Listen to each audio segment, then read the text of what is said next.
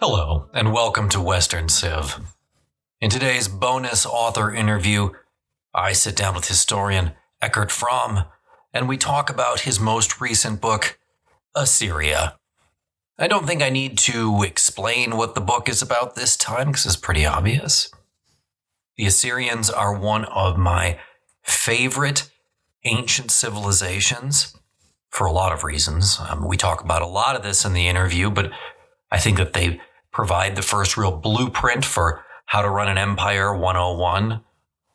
And they get a lot of bad rap for being this horrifically vicious people. But again, as I talk about in the interview, I think that this is us maybe projecting a little bit back on peoples of the past. And do you want people to do that to us? 2,000, 3,000 years from now? I'm not so sure. Now, as always, the link to purchase the book is in the show notes. This one I think is fantastic. No technical issues either with the interview this time. So everything went according to plan. It's always nice when that happens. The book itself is over 400 pages long. It's very detailed and extremely readable. I couldn't recommend it enough. Link in the show notes if you want to purchase it. So without further ado, here's the interview. All right, I'm here with historian Eckart Frahm. We're talking about a new book on the Assyrians, as I just mentioned previously when we were meeting in the introduction here. And it's an amazing book. I'll talk about that a little bit more later on. And I'm so happy that people are still producing histories about civilizations that are so old, because I find them endlessly fascinating. You know, as I was reading the book, in the beginning of the book, you start out by outlining some of the similarities between Assyrians and Romans, and they jump out to just about anybody, I think, who has a working knowledge of ancient and classical histories. They're very apparent. And I would guess that, of ancient civilizations, casual history fans are probably the most familiar with the Roman Empire when we're talking about the classical world. So I thought maybe you could start by just outlining some of those similarities from the introduction, because I think it's a great segue into the depth of the topic itself. Absolutely. So, Adam, many thanks for having me and giving me a chance to talk about Assyria with you. And I think it's a good way to enter this conversation, especially given that this is the Western Civ podcast, to start off with the classical Western civilization, the Romans. And stress that indeed, what I'm arguing in my book is that Assyria actually has some rather interesting, parallel features with ancient Rome. One is simply that both are empires, and you could argue Rome became the archetypal empire of all empires, the greatest empire of the ancient world, undoubtedly. Assyria, I claim, and of course one can debate it, but I think there are reasons to make that claim. Assyria, in my view, is the first real empire in the world. And of course, there were other large states before, which you could define as aspirational empires, the kingdom of Agade in the late 3rd millennium BCE in Mesopotamia, for example, or New Kingdom Egypt. But I would say that with Assyria, there's a new quality to that state, and we can get into detail a little bit more later, that makes it really an empire. And Assyria is not only an empire, it also shares with Rome, let's say, a focus on a certain practical ethos, a military spirit, things like that, well organized. A colleague of mine called the Assyrians the Prussians of the ancient Near East, which of course is, like every comparison, somewhat anachronistic, but gets something right, I think, about the Assyrians. And you could say something quite similar. People have said similar things about ancient Rome.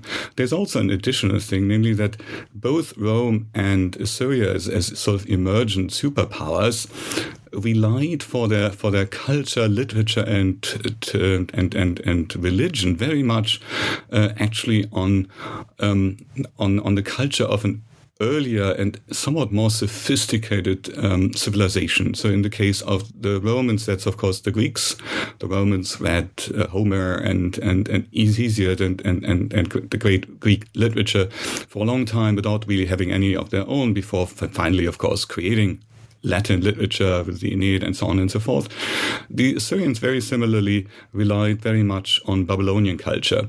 Their literature essentially was Babylonian literature, and to a significant extent their religion was based on Babylonian religion, even though there is an important difference here in that the Assyrian state god Ashur was always of central importance for the Assyrians. And then there's the final thing where I think one can compare Rome with Assyria, and that's the fact that both, of course, were not created as empires. They were originally organized along very different lines, and in both cases, and we can get to that as well in more detail with regard to Assyria at some point, one could describe the way they were organized as being based on a mixed constitution, so with monocratic, oligarchic, but also almost democratic elements. So these would all be features, I would say, the Romans and the Assyrians share. And I think that one of the things that you talked about in the very beginning, in that they're both sort of original empires, Romans much less, but the thing that I find fascinating about ancient history especially is that these people, the Assyrians, and I do think that the argument that this is really the first, at least in the West, I'm much less well versed on Eastern history, so I can't speak to that. But at least in the West, this really is kind of like the first empire that fits the definition. There have been other maybe proto-empires, aspirational, as you say. But what I love about ancient and classical history is that, the Assyrians, they had to figure this out for themselves. There weren't archetypes before them that they could look and say, well, this is what happened and worked in the past, so we'll do this and we'll do that, and so on and so forth. And I think you could say a similar thing about the Romans. Not that there have been empires, of course, there's Persian Empire and so on and so forth, but to have an empire of that size for that length of time, that requires a certain level of change throughout the time period and adaptability. And those are things that other states have grappled with and have not been successful. And I will talk a little bit more. I want to talk about the collapse of the Bronze Age and so on and so forth. And we'll get into that in a little while. But let's, as the classic, Lewis Carroll would say, let's begin at the beginning, and when we get to the end, let's stop. So if we start in the beginning, like, what can we say? And this is another area of my fascination, which is the beginnings of civilizations. Like, when it was just a small group of individuals, that expands out slowly over time. And what was it like in the beginning for Assyria? What can we say about that? Yeah, I think you're absolutely right. What is quite fascinating, in fact, when you look at the long-term history of Assyria, is that Assyrian civilization originates as something almost diametrically opposed to the idea of empire. Assyria is the core area of Assyria is located in northeastern Iraq, but actually, the very beginning of Assyria is associated with one single city only, and that's the city of Ashur, after which Assyria later gets its name. A city located some 60 miles south of the modern Iraqi city of Mosul on the Tigris River. And this is where Assyrian civilization essentially begins. But really in the form of a city-state and not in the form even of a territorial state. We know, as it often goes, the situation with Rome is not that different. Of course, not that much about the very earliest beginnings. What we can say is that in the mid-3rd millennium BCE, around 2500 BCE or so, in the city of Ashur, you have a number of temples, pretty large temples, substantial temples, built, over which later on the Assyrians would build new temple buildings, and we can assume that the same deities were already worshipped at that time. Those included the temple of Ishtar, goddess of love and war, and we can be pretty sure that if not at that very early time, then not much later, after a temple for the god Ashur was erected, we have votive statues of both men and women. It's quite interesting, that were placed into those temples as sort of to perpetuate prayer before the divine statue, so to speak. So we have some visual evidence for those very, very early Assyrians, but otherwise we know very little about them. They probably spoke a Semitic language. It may have been an early form of Assyrian. Assyrian is a Semitic language, just like Arabic, like Hebrew, and also like Babylonian in the south. But we know very little about the political organization of this time. We know that the cities of Ashur during the second half, 3rd millennium BCE, was often ruled from the south, from Babylonia, for example, by the kings of Agade, which I mentioned earlier, by kings of Ur, another large kingdom in the south, which was more developed at the time, towards the end of the 3rd millennium. And then it comes sort of into itself around 2000 BCE, when it gains its independence and becomes a city-state that engages in ways quite remarkable and perhaps not unique, but still unusual in long-distance trade.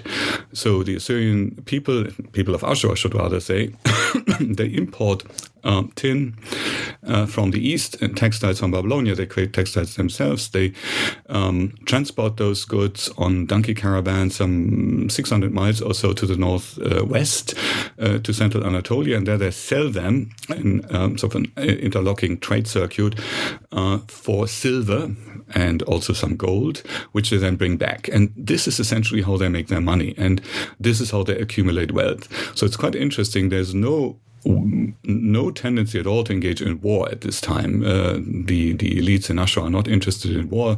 In the south, you have almost perpetual warfare at this time. In Assyria, in Ashur, you don't. Acquisition by means of trade is the way they get rich. And then another really important difference to later times, of course, and that is something I've already mentioned, is this political organization. Again, also very much in contrast to the south, where all these smaller states, small territorial states, some city-states as well, were ruled by kings. The title king, which in Assyrian and Babylonian was Shahum, was not used. Instead, there was a hereditary dynasty, but couldn't use that title. And in fact, the members of the dynasty didn't really have much of a say. They didn't even have a proper palace. They had no court and so on. So they were allowed to build temples and things like that. But they were otherwise not particularly powerful. Instead, power rested very much with a popular assembly that was in charge of legal affairs, met on a regular basis at a very prominent spot near the Ashur temple, and the institution of the so-called limom. That's an Assyrian word for an officer in charge of taxation and a few other sort of administrative and economic issues, after whom every year in Assyria was named. And it's interesting, too, to realize that in the south, years were named after kings and their great deeds, so-called year names, and all this kind of royal propaganda didn't exist by this time in Assyria itself. So it's a very different type of political organization we find for certainly roughly 2000 to 1700 BCE. Yeah, and so starting out the gate, it's one of those things that you have to remember that, okay, when we're talking about original Assyria, when we're talking about the founding, we are talking about, ladies and gentlemen, very old history here. This is, I was reading recently, because I've been doing some work on Alexander the Great and the time period leading up to him. Xenophon, the Greek writer, is going to travel, to what is then going to be the Persian Empire to participate in what is basically a dynastic dispute. That doesn't matter, but he comes upon some of these old cities. And he's reflecting in his writing on just how impressed he is by those. And it's important to remember, he's writing in, the 4th century, so he's writing, roughly 1700 years after the founding of some of these civilizations that he's looking at. If you go back 1700 years from where we are today, we're in the late Roman period. That's how long ago it is by sort of a comparison. We're talking about really sort of foundational history here. And that is what I think is so interesting, because you have, we're going to think about the Assyrians later on as, imperialists and kings, and so, because they have some good ones, they have some powerful ones, but to think that they were experimenting with different sorts of political organizations at their founding is, I think, important to recognize. But let's jump forward a little bit and talk about how Assyria is going to rise to the status of a regional power, because before you become an empire, you have to be a regional power. Nobody gets to go straight from city-state to empire overnight. That's not a thing that we do. So I think it's important to talk for a second about how they get there and what was going on in the region in, say, 15th, 14th century BCE. Yeah, first let me actually confirm what you just said, that when you are dealing with ancient Egyptian and Mesopotamian history, you're effectively dealing with the first half of history, even a little bit more than that, as a predecessor of mine at Yale has always said. And I think that's important to remember. That is something we cannot really dismiss. It's really a significant portion of human history defined by the emergence of writing. So that said, yes, what actually happens then after 1700? What is going on in Assyria? Unfortunately, I must say here, it's still very much a mystery, because what's the problem for modern historians is that between 1700 and 1400 BCE, we have very, very few sources, both in terms of texts, cuneiform texts, which were written on clay and essentially are the most important source type for our reconstruction of Assyrian history, but even in terms of archaeology. It's just not that much that we know about this time. So around 1700, what we can see is that this old political system with these interlocking governmental institutions, these civic institutions, very much still in place, no kings and so on. And that seems to essentially only change in the 14th century, when then for the first time we actually get an Assyrian ruler who assumes the title of king. But what really happens between those centuries is a bit shrouded in darkness. At some point, a new dynasty in Assyria comes to power that goes back to a man named Adasi. We know absolutely nothing about him, essentially, only that he ruled for a short while, perhaps early 17th century BCE or so. From him, all the later members of the Assyrian royal house seem to originate. So that's also impressive. It's a dynasty that remains in place essentially for 1,000 years. It's not always father to son. There are also side branches of this family that come to power occasionally. But it seems like, so far at least, we have no evidence for ever another family actually assuming rulership. And members of this family would still not call themselves king until the mid-14th century, when there is a ruler by the name of Ashur-uballit I. And with him, we really see the emergence of a new geopolitical entity in Assyria, what is then, in fact, for the first time, actually a territorial state, not just a city-state. Because what we can see under Ashur-uballit is that he now controls also, for example, the city of Nineveh, which is further to the north of Ashur, opposite of the modern city of Mosul on the eastern bank of the Tigris River. So this becomes now part of the power sphere of this Ashur-uballit I. He probably also rules over areas further to the east. So Ashur actually becomes Assyria only during this time. Ashur-uballit is the first ruler, as I said, to assume the royal title. He also interacts with other territorial states in the region and even beyond, including Egypt, and very soon sort of tries to become a member of this, as it has been called, club of great powers that by this time dominates the political scene in the Middle East. This would be Babylonia in the south, the Hittites in Anatolia, a state named Mitanni in Syria, Assyria itself, maybe also Elam and Cyprus, but less importantly so. So the Assyrians now enter the stage, the historical stage, and we have a letter written by Ashur-uballit to the Egyptian pharaoh in the mid-14th century, in which he asks him to send him gold and makes it very clear that he now needs to be taken just as seriously as, for example, the king of Babylonia. The Babylonians initially don't like that at all. all, and they write to the Egyptians in the famous Amarna correspondence from Egypt, which was conducted in cuneiform on clay tablets.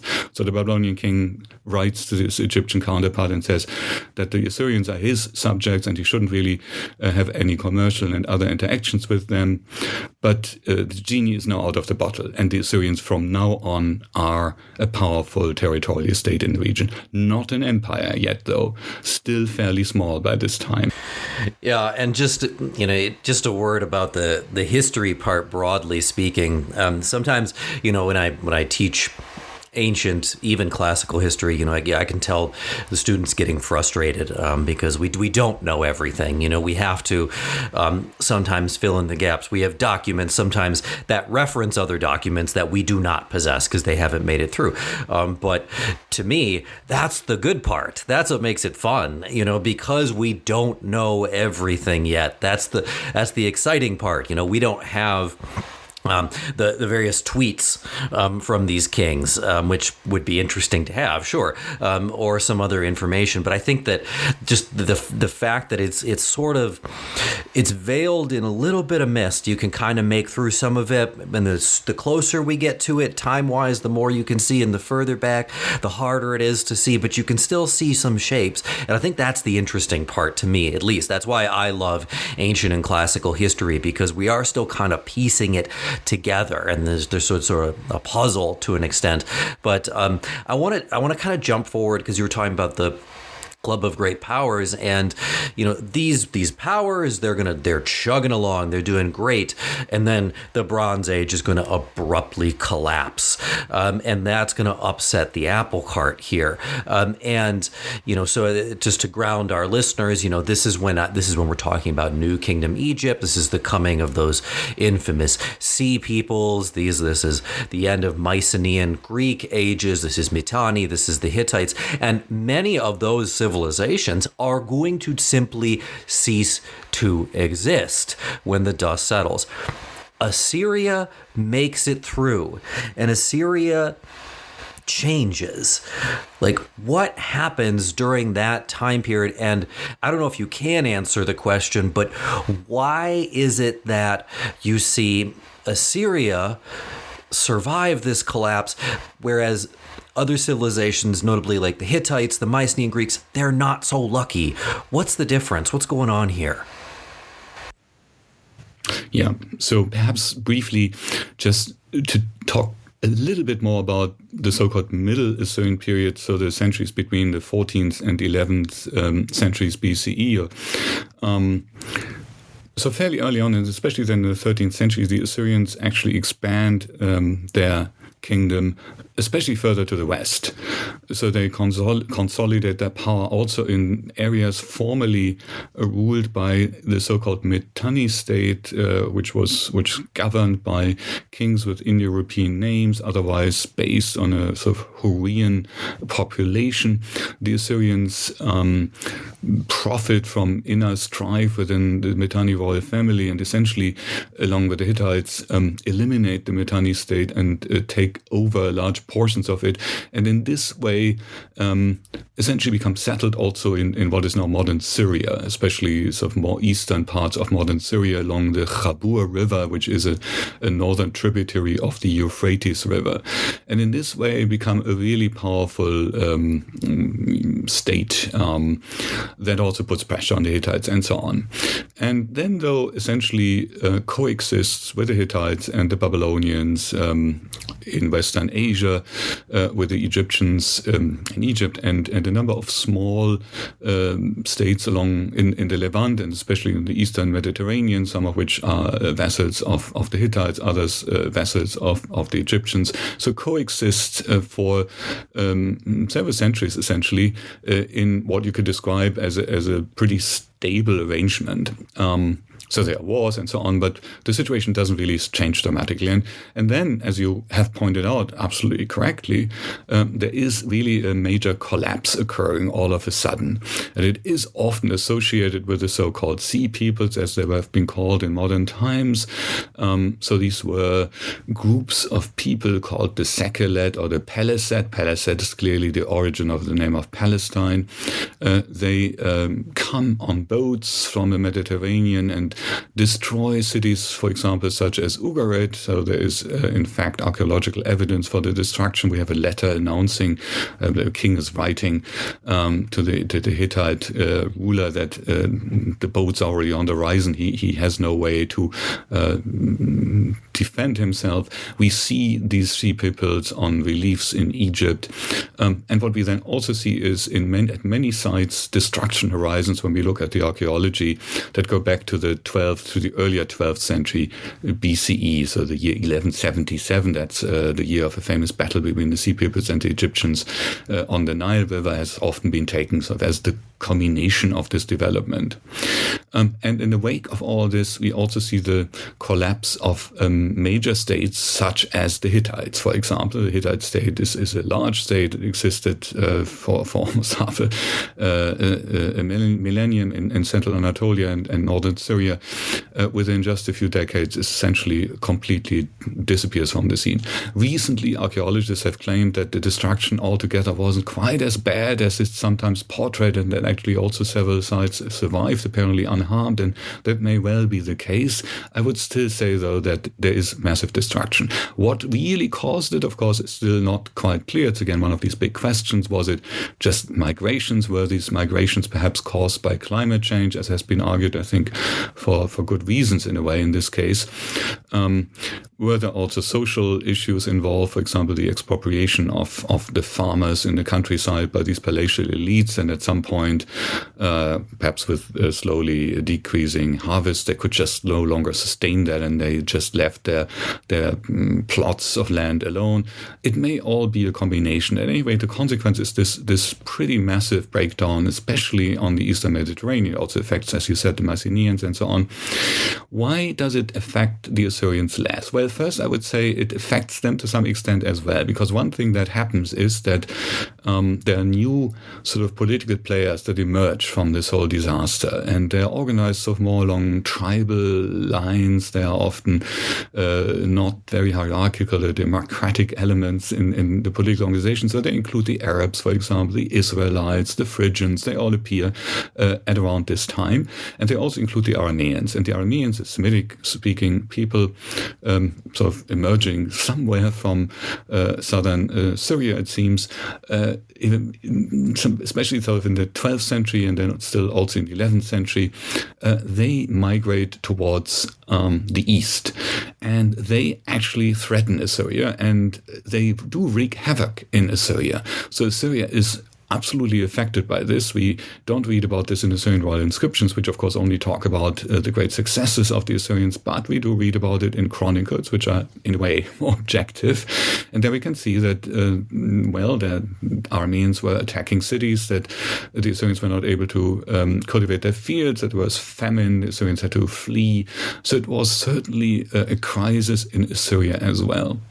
But what I would argue is it was probably less of a crisis than elsewhere. One thing that we can observe is that the royal dynasty, as I've already mentioned, actually stays in office. So these were very resilient kings. They might have known, they knew how to fight. They had managed to somehow survive against the Mitanni state. They were good at this, and they just were able to keep their strongholds, cities such as Ashur and Nineveh, but also a few cities further in the west on the Khabur River and so on. And eventually, when the dust settled, when the Arameans began to establish themselves in small proto-states along the Euphrates and elsewhere, it was the Assyrians who were essentially, of all those pretty much downbeaten states, who were the strongest, and who were now suddenly able, beginning in the 10th century, in the later 10th century, after the crisis essentially was over, to expand into a region that was substantially weakened. They also profited, again, from climate change. In this case, it seems that in the 10th century BCE, there was more rainfall than before, which allowed them to cultivate more grain, and sort of establish more wealth.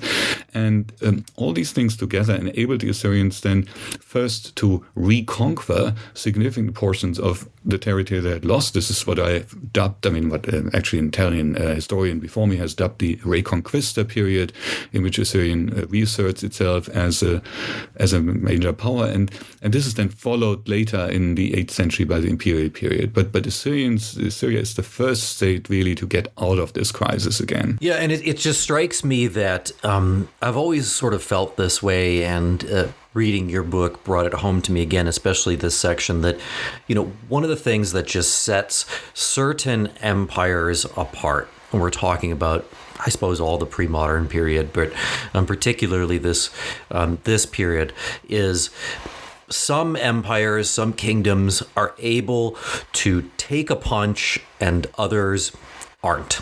And that's what one of the defining features tends to be of an empire that has lasting ability. Because, again, you're talking about pre-modern states that, certainly they wouldn't have understood climate change from a scientific perspective, and they don't have truly the capacity to maybe see some of these things coming. The communication networks are still relatively rudimentary, but the difference between, Rome and Assyria and some of the other early modern states is they can take a punch, they can get back up, and they can recover, and that is critical in sort of understanding the distinction between who makes it and who doesn't, because nobody gets through unscathed. As you mentioned, Assyria is pressured during this time period. There are constant wars that they're having to deal with. There's other issues that you have going on during this time period. And you can say the same thing on the Romans when you're talking about the crisis of the 3rd century or anything else, but they get back up. And that capacity to get back up is very, very important. The other thing I wanted to point out that you said that I think is really worth mentioning is that the Hittite civilization effectively collapses. And I know that, yes, I've read some more modern scholarship that suggests, maybe it wasn't a total collapse and so on and so forth. But the reality is that they're not a major power in the region anymore. But they had existed for 1,000 years, roughly. You look at modern day nation states, and you just take the United States for an example, and we're not quite 300 years out. So, and I would guess that if you would have asked anybody in the Hittite kingdom, in the 13th century, will the Hittite kingdom always be here? They would have said, of course, it's always been here. It's always going to be here. So there's a lesson in history there that maybe nothing is permanent in the way that we might think that it is in modern eras. But the next thing I wanted to ask you about is that, and this is, I guess this kind of goes along the vein of what I was talking about, where pre-modern civilizations tend to go through crises, and the question is who can get through the crises and who can't get through the crises. And one of these sort of archetype crises that most pre-modern kingdoms, empires, etc. go through at some point is a succession crisis. It doesn't matter who you are. At some point, you're going to go through a succession crisis, and you're going to have to deal with it. It's just not everybody gets an uninterrupted line of fantastic rulers. It just doesn't seem to happen. So you talk about this sort of age of magnates, and I was hoping you could define that, explain what was going on, and how the Assyrians are going to ultimately sort of deal with this issue as we sort of inch towards the Assyrian Empire. Right. Yeah, it's true, of course, what you say about also about individuals actually having agency in history. I do think that is the case. Of course, that doesn't mean one can discount the structural and systemic factors such as climate change, geography, etc., etc. And I'm trying to make that very clear in my book about Assyria. But I also do think you're right. The decisions made by individual rulers, the way they organize their kingdoms politically, and the administration implemented and so on, all these things, of course, matter very much as well. And yes, in Assyria, one big problem was that when at a time when the Assyrian kings essentially really were very much in charge, of course, that then when a king died and a new king came to the throne, that this was a moment of instability.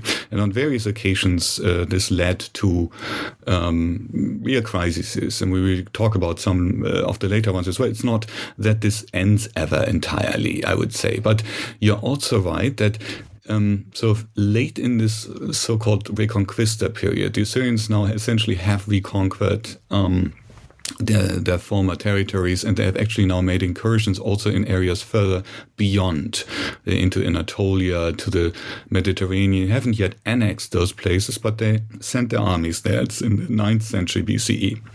So around in the 820s, during the last years of the reign of King Shalmaneser III, there begins to be a problem about who's to succeed him. There's a battle between two sons of this king, Ashur-dan-apli, and another son, Shamshi-Adad V. The latter eventually becomes king under the name Shamshi-Adad V.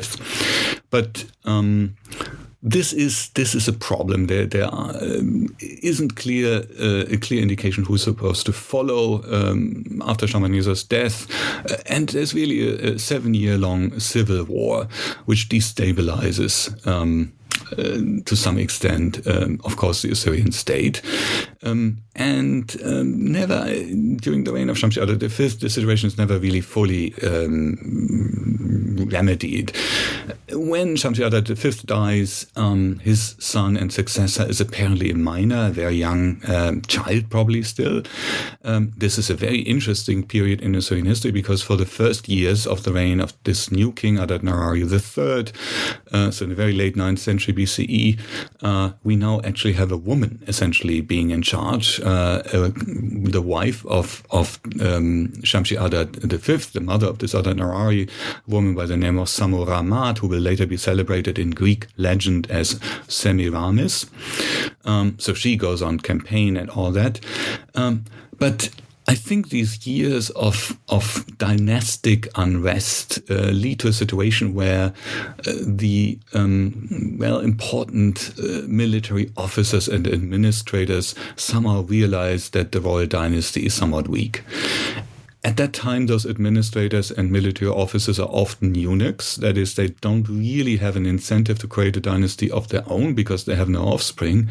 But nonetheless, what we can see during the 8th century, the first of the 8th century, is that these officers and administrators of Assyrian nobles, if you wish, now take a lot of power, write inscriptions in royal style, whereas the actual kings who remain in place, the dynasty is never replaced, actually have little to say about themselves. So the inscriptions that they produce become less and less detailed.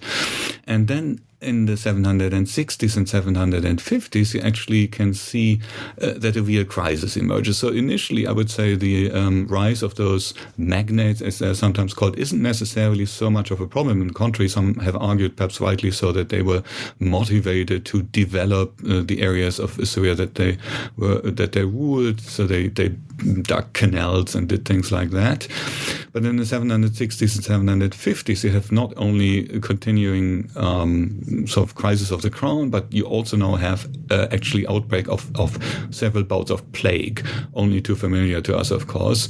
And that leads then to insurgencies against the crown in a number of Assyrian cities, and the Assyrian army stays at home. It no longer goes on campaign. So it's a real crisis that emerges. And one of the great sort of mysteries of Assyrian history then is how from the ashes of these Ani Horribilis, the phoenix of empire rises, because that is what then happens. In 745, a new king comes to the Assyrian throne, Tiglath-Pileser III, and under him, Assyria actually becomes this great empire. At the end of Tiglath-Pileser's reign, Syria is twice as large as before. So it's a remarkable turnaround that was not to be expected. One could also have expected really a collapse of the state in 745 or so. It's exactly opposite. And here I think we see again that the agency of individual rulers does really play a role. Because I think what Tiglath-Pileser does is he acts very very strategically. He realizes there's all this loss of life and of wealth. He needs to replenish the workforce. So what he does, he annexes, he conquers other lands. He still has enough soldiers for that. So the crisis is also not totally devastating. He conquers a lot of new lands. He annexes them, he taxes them, and he deports hundreds of thousands of people from those lands and brings them to Syria and to other areas where he needs them to work on construction sites and in agriculture.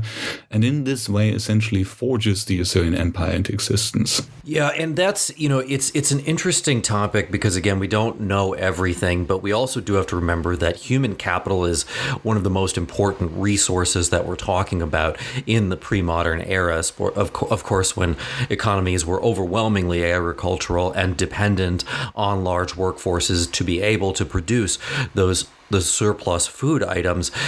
And so deportation and the transportation of populations starts to become more of a state policy, which is fascinating to me because you just see it in different places around the world at different times. So it's not necessarily something unique that anybody first thought of, but very disparate civilizations. We see it in the New World. The Inca are going to be doing it in the 15th century, and obviously they knew nothing of the Assyrians. So this is something that is utilized by other organizations. But I do want to turn to the empire. So now we're talking about mid-8th century. We're entering into the Assyrian imperial period. But I really I'm interested in knowing, okay, what does the empire look like from a logistical standpoint? Because again, going back to Rome, my guess is that's what most people are sort of familiar with and what most people would expect. I think we get this bias that there's going to be an empire, which means there must be provinces, and provinces must be ruled by, provincial elites or provincial governors. Do we have that going on? Or, is it more of a compulsory tribute, i.e. maybe Delian League situation, where there's not as firm Assyrian local control, but you have to provide X amount of tribute every year, and that's understood. And if you don't, the army is going to come, and you don't want that. So I just was hoping maybe you could flesh out for the listeners, let's say we're in the mid to now late 8th century, what does the Assyrian Empire start to look like? Yeah, absolutely. I think every empire uses techniques of power that can be direct, or that can include direct rule or indirect rule. So you have a large swath of land that is ruled directly, and in the periphery you will have vassal kings or client kings, as they were called in ancient Rome, who have to provide tribute rather than taxes, and would help you in war, but would still remain in place. In my view, the Assyrian Empire is actually, as far as its organization is concerned, is actually quite similar to the Roman Empire, and not to the Delian League, which is at least formally kind of more like a union of different political entities. Of course, eventually Athens calling the shots, but it's also short-lived. Rome is, of course, an empire that remains in place much longer, and I do think many of the institutions you find in Rome you also find in Assyria. And that includes what you mentioned, namely provinces. So you have the central authority, of course, of the king. He's the linchpin of the whole system. He isn't a god, but he's often compared to gods. He must have seemed to many of his subjects like a god. He calls the shots. So this is now a system very much based on one-man rule. But of course, such a system cannot work without the collaboration of sophisticated administrative and military elites. And yes, Assyria has provinces at the height of its power, some 70 or so in all directions, in southern Anatolia, in western Iran, in the Levant. And those provinces are governed by provincial governors whose residences are little palaces in these provincial capitals that are sort of mirror images of the royal palaces that the Assyrian kings inhabit in the Assyrian core area.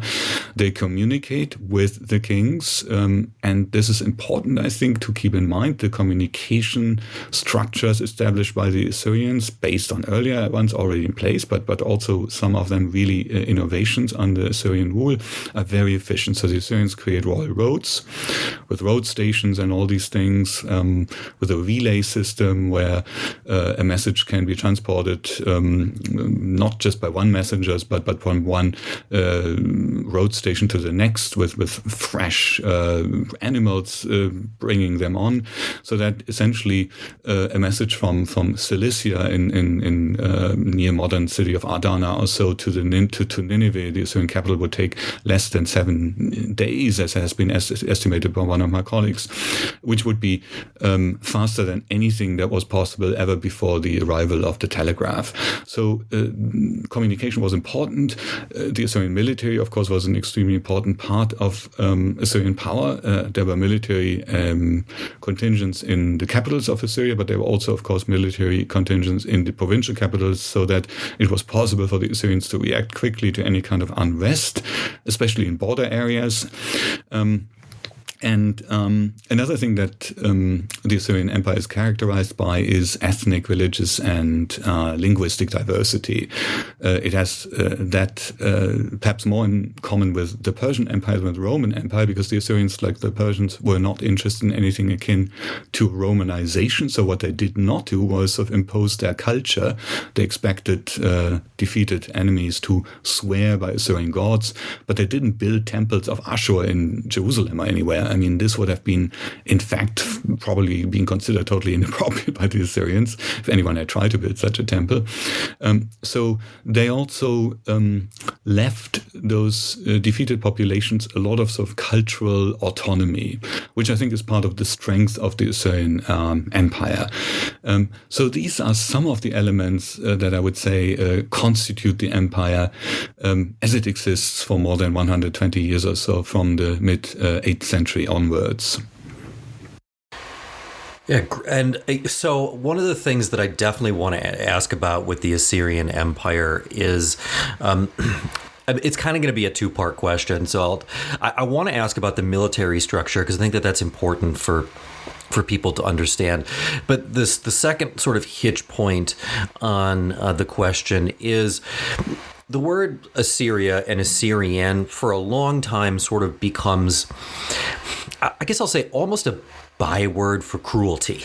They have this reputation in the ancient and classical world of being just this sort of an overwhelmingly, not destructive, but a cruel civilization when it comes to their treatment of conquered people. And I just wonder to what extent that that's deserved reputation, or to what extent is that they were just simply continuing practices that had already been existed and would continue to exist in the Near East. So sorry for the two-part question, but they kind of go together.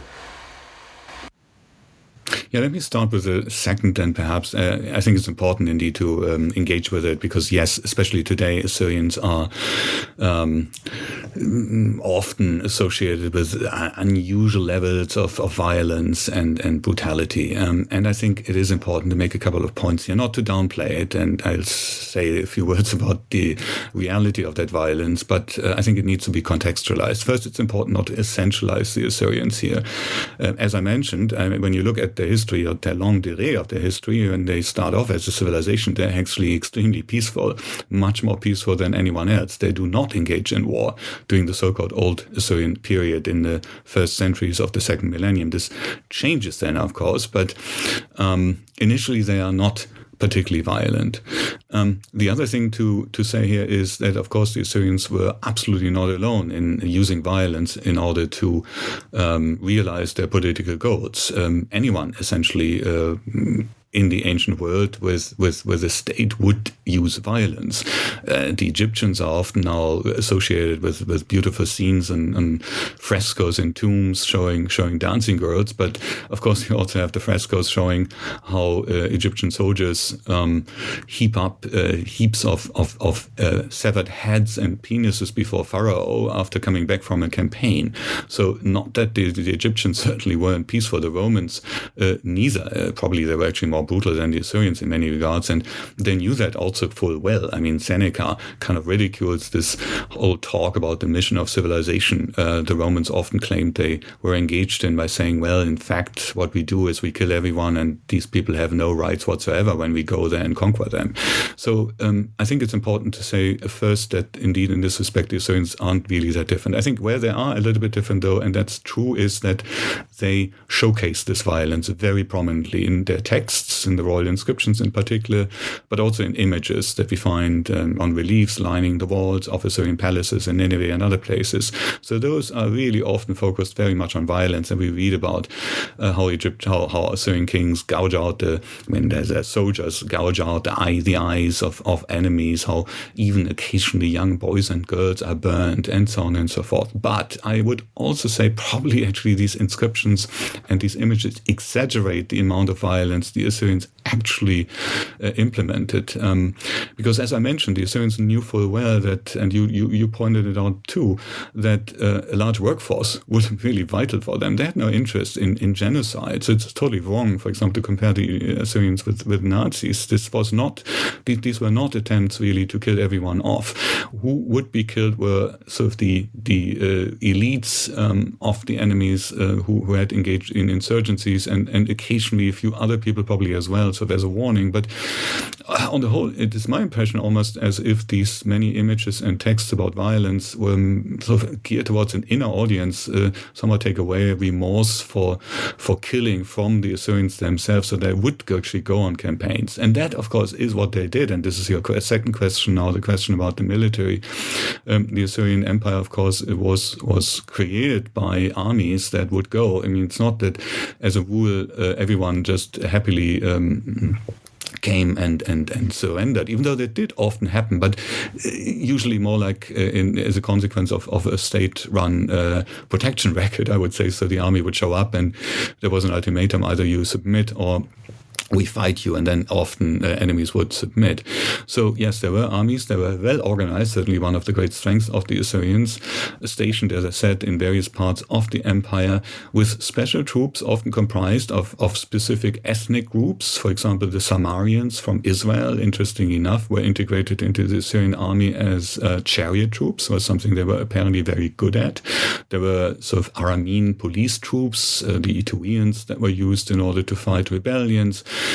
So you had special troops, you had chariot troops, you had bowmen, the artillery of the ancient world, infantry, of course. You had very sophisticated implements in order to engage in siege warfare, so there were siege towers and things like that, battering rams. You can see this very nicely on Assyrian reliefs. So we have a lot of information on how this all worked. It was definitely not a pacific thing. It was very much sort of based all on military power that was justified by the Assyrians, and it was based on violence. But I think, except perhaps for a few kings, and here especially Ashurbanipal comes to my mind, is otherwise so well known for his library. But I mean, that was a man, I think, who had a certain sadist tendency, and he describes in his texts the torture inflicted on his enemies at home. Usually those were high-ranking politicians who were tortured before the public at Nineveh. He describes that with sort of somewhat unpleasant glee, and I think he did enjoy it. And so here we have someone who really was very keen on really enjoyed violence to a highly problematic degree. Otherwise, violence was really a tool and not something I would say that the Assyrian kings would necessarily be super excited about almost. Yeah, I think there's a couple of things there. I mean, first of all, it is worth, again, remembering that because of the dependence on agricultural labor, you would never just for no purpose go out and kill 1,000 people. Those are 1,000 people that you need to work the land, and it kind of gets back again to the ancient problem or fascination in my case of we don't have all the sources. Like, we only have what they wrote down. And the fact that the Assyrians chose to write down more of the violence because it was clearly a propaganda tool that they were going to use as a means of control, that doesn't mean that other civilizations weren't engaging in just about the same thing. I mean, and you take the Romans, I mean, after Spartacus's failed rebellion, they're going to crucify thousands of slaves. And that's absolutely a propaganda message. You are meant to look at that and look at the what it would take to die on the cross and think, wow, I am not going to step out of line because these guys are not messing around. And that gets me to my, the other point that I always want to make is that, we have to remember the way that people long ago looked at the world is not the same way that we look at the world today. I think about, the modern United States, which is where I live, and our need to sort of be the good guy on the world stage all the time. And if we're doing something, how can we justify this as being in the interests of liberty and democracy and so on and so forth?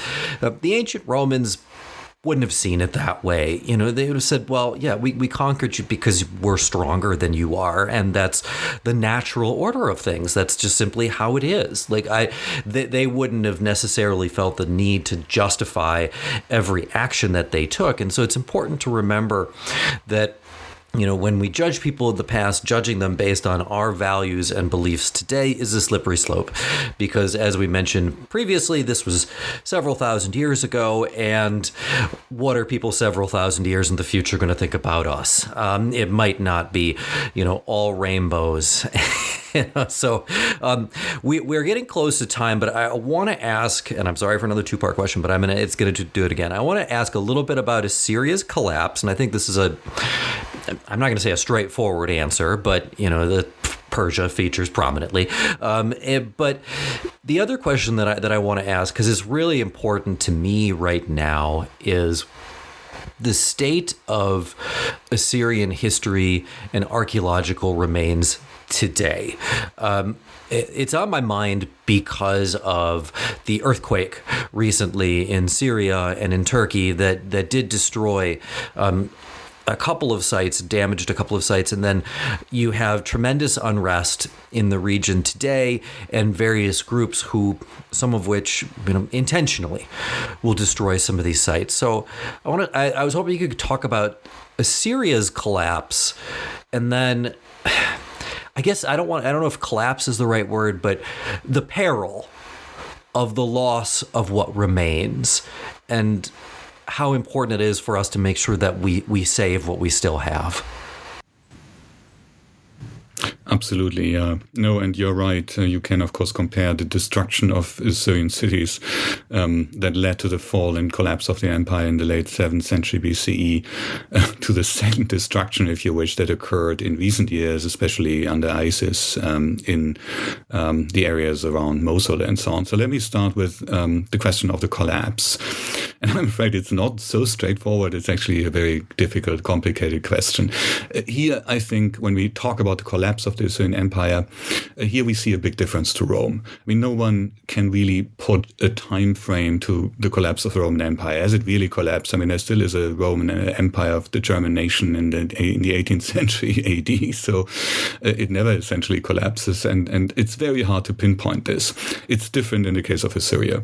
It's just within some 12 years or so that Assyria between 622 essentially and 609 that Assyria is really wiped out, and this is really a striking thing because it is so fast. You have this massive empire that rules not the world. That would of course be incorrect, but really large parts of Western Asia for a time, even Egypt and so on, seems invincible, and then suddenly it is being defeated. Not only defeated, but really eliminated from the stage of world history in its entirety. So what brings this about? It's a complicated question. it's again a question where you can also sort of argue, is it for structural and systemic reasons, or is it a personal issue? So recently 2 theories have been advanced claiming it's the former. So one theory is that it was climate change again, and the second theory is migration. I'm not really convinced that these are, in this case, are the major forces behind the collapse of the Assyrian Empire. There is indeed apparently, again, greater degree of aridity, but that starts already in the late 8th century. And that's, of course, the time when Assyria is actually at the height of its power. So I can't really see why that then would suddenly lead 100 years later to the collapse. The other thing, migration. So there's a scholar who has argued that the Scythians, these nomadic horsemen, wreaked havoc in the Levant in the second half of the 7th century, and that had a major impact on the fall of Assyria. The problem with that is it's only mentioned in Herodotus. Essentially, we know very little about it elsewhere. And so again, I feel like this isn't perhaps really the thing. So to me, it's a combination of factors. It's sort of the perfect storm. On one hand, it's again sort of a crisis of the crown, a crisis of legitimacy. I mentioned this last great king of Assyria, Ashurbanipal. He dies in 631 and is followed by a very young son. This young son is essentially more or less a plaything of the chief eunuch. The chief eunuch then becomes king in his own right, which is unheard of. Never before had a eunuch who cannot have offspring been Assyrian king. So that must have damaged the authority of the Assyrian crown. The eunuch is eventually removed from power, but the last Assyrian king then, a man by the name of Sin-Shar-Ishkun, can no longer really stand the way of the tide that now suddenly comes over Syria. And essentially 2 powers that are engaged in the destruction of the Assyrian state. On one hand, it's Babylonia. The Babylonians, with whom the Assyrians had this love-hate relationship, they were so keen on Babylonian culture, but they also wanted to rule Babylonia. That often destroyed Babylon. The Babylonians essentially by that time hated the Assyrians. And at some point, in the city of Uruk and then in Babylon, a man by the name of Nabopolassar rose, eventually became king in Babylon, who came from a family that had worked for the Assyrians in Babylonia, so essentially as administrators in the city of Uruk. So he knew the Assyrians very well. He knew how the empire worked. And the other great power engaged in the fall of the Assyrian Empire, that was the Medes in the Zagros Mountains in western Iran, who made an alliance with the Babylonians around 615 BCE. They too essentially had studied Assyria very well. They had actually been forged into a united kind of confederacy of tribes by the Assyrians who wanted to tax them and had an interest in bringing them together in a way. So somewhat ironically, the Assyrians had created 2 enemies that then knew them very well and were able just within a few years to wipe out these Assyrian cities and wipe them out entirely. That is what happened. By 609, the last stronghold of the Assyrians in the city of Haran, further to the west, was taken. The Egyptians actually engaged in these wars as well. It was really kind of an early world war. On the side of the Assyrians, apparently worried that then after the Assyrians, the Babylonians would become an even greater threat to themselves. They didn't prevail. Assyria was gone and was then followed first by the Neo-Babylonian and then shortly 70 years after or so by the Persian empires, who in many regards, and we don't have the time to talk about it here, but I would like to point this at least out, of course followed the Assyrians, who used the imperial toolkit the Assyrians had prepared for them. And from then on, the idea of empire and the practice of empire was in the world. And in the book, I do argue that in a way it is something that goes back very much to the Assyrian model. So Assyria as the blueprint of empire for all those later imperial states, some of them much bigger. The Persian Empire was much bigger than Assyria, but basically working very much in the same way, even emulating, in the case of the Persians, Assyrian and not Babylonian art, which is quite remarkable, and so on and so forth. So Assyrian was then remembered essentially only through the Bible and the classical historians, Diodorus, Herodotus, and so on, more Diodorus than Herodotus, until in the 19th century AD, British and French, and eventually also other excavators, adventurers initially, and not really proper archaeologists, began to excavate these Assyrian cities, which led to a situation that the Assyrians eventually spoke again in their own languages. Cuneiform, the writing system they used, was deciphered. Monumental inscriptions written by Assyrian kings became legible again. Ashurbanipal's wonderful library of 30,000 tablets and fragments now in the British Museum, still studied, still not fully explored, but of course gave us an unbelievable insight into intellectual and religious culture in ancient Assyria. So we didn't even touch upon this, but it would really be something to talk about also at great length. But I think you also sort of see from what I'm saying here right now, this was very much of this rediscovery of Assyria was very much a Western project. It was very much the Brits, the French, later the Germans, the Americans who excavated in Assyria, and not so much actually any locals, not so much the Iraqis. When Iraq became a nation state, Assyria and Babylonia were often used by Iraqi rulers as models for an identity that transcended religious and ethnic divisions. Saddam Hussein, among others, did this. And of course, Saddam was a brutal dictator who killed scores of people. And so what then happened after the fall of the Saddam regime in 2003 was that suddenly now the Iraqis found themselves confronted with this ancient civilization, and the question was what to do with it. They knew before that, the West had sort of endorsed it as something belonging to itself. Saddam had endorsed it, and there were many people in Iraq still very proud of these ancient sites and the ancient history of the country. But there were also radical Islamicist groups that wanted to get rid of this tradition because they saw it on one hand as something the West was infatuated with, and of course the West was to be punished, and on the other hand they realized this was something that served as rallying ground for those who wanted to strengthen the Iraqi nation state. The same thing in Syria, of course. And those groups, especially ISIS at some point, of course didn't want these nation states. They wanted an Islamic caliphate that would rule the whole Islamic world, and wanted to get rid of states like Iraq, Syria, etc., etc. So this then explains why in 2015, after ISIS had in 2014 had taken control of the region around Mosul, why then suddenly members of the group engaged in an orgy of destruction of these Assyrian ruins. Seems kind of paradox. They destroy essentially ruins, but that's what they did. Whatever was left on the ground, you would still have, for example, reliefs from the throne room of the Assyrian king Sennacherib standing up at Nineveh, being visible there. There was the museum in Mosul that showcased Assyrian art. There was the palace of Ashurnasirba II in the city of Kalach, not far away from Mosul. So all those sites, all these museums were deliberately targeted by ISIS and were essentially destroyed, apart from also being looted, because while the destruction of those sites has been highlighted in Western media, there was also a lot of organized looting, and a lot of stuff was actually sold on the antiquities market. Now, in 2017, Mosul was liberated by Iraqi and US forces, and since then ISIS is sort of dormant again. I hope it's more than that, but I'm afraid maybe they'll come back at some point in some form. But for the time being, and that's sort of the good news, for the time being, archaeological work in the region has actually begun again.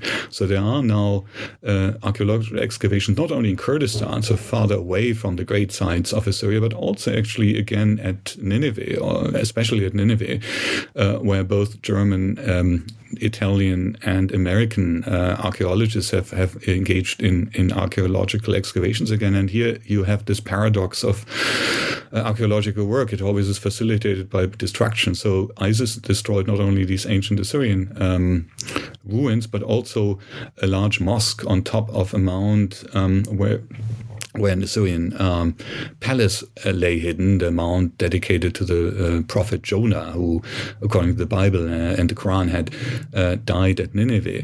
And the destruction of this mosque enabled, for example, German and Iraqi archaeologists in recent years to, for the first time, actually excavate there. So we now actually know something about the palace underneath that mosque for the first time because the mosque was destroyed. So you see how political archaeology is, how contingent on all sorts of strange things it is. But I mean, it gives me also some hope that things is going on. There are many, I mean, you pointed out many really exciting questions about Assyria still to be answered, certainly much more to be found. One of the great things about the ancient Near East is that a little bit different from Greece and Rome, we really can expect new finds that change our picture so much again, because cuneiform tablets are essentially indestructible and they survive in the ground.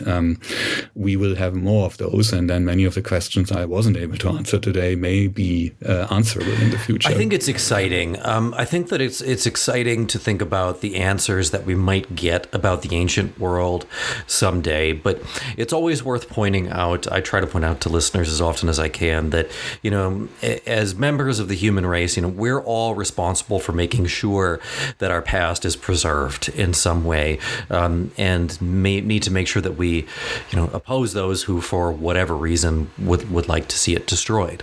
Because with ancient sources, once they're gone, they don't come back, at least potentially. But all right, so as you mentioned, this is the tip of the iceberg, folks.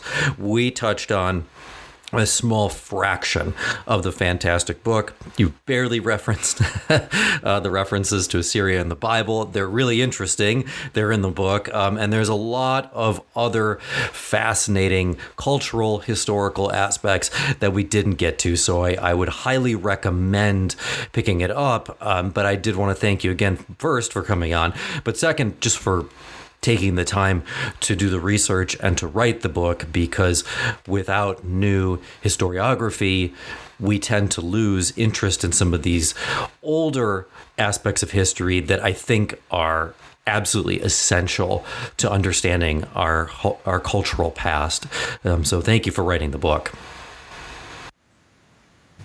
Well, thank you, Adam, for giving me a chance to talk about it and about Assyria in general. It was great.